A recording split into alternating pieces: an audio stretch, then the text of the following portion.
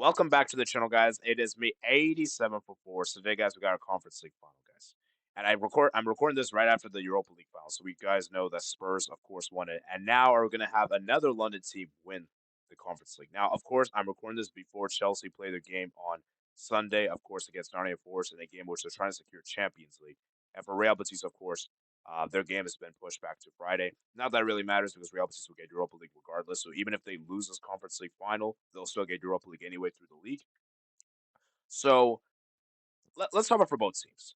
For Chelsea, I think they need this badly because they haven't won a trophy in so many years. I think the last time they won a trophy was the UEFA Super Cup back in 2022, at which they defeated Villarreal. Since then, they haven't won anything since then. Under the Todd B era, they haven't won any trophies. And I think Chelsea really need this because it's a golden opportunity to win a trophy. I don't know if they'll ever get a better opportunity like this in the future, right? And for this Chelsea team, they just haven't really looked as consistent, convincing as we make them out to be. And let's be real, guys. Chelsea have pretty much cakewalked their way to the final. They haven't really faced any strong, difficult opponents, and that they pretty much breezed through every opponent. This will probably be the first true test, which I think isn't a great.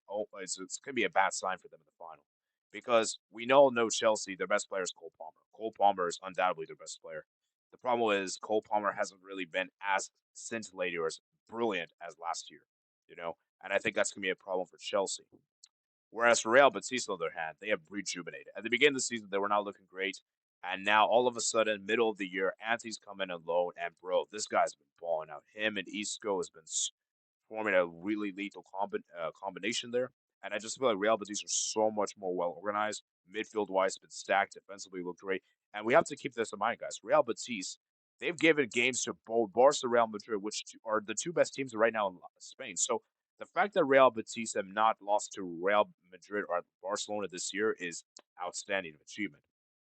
So I just feel like for Chelsea in particular, they're up against a team that is up that's been great. And Real Betis they knocked out the Conference League finalists the last two editions, Fiorentina. So they know what it's like, right?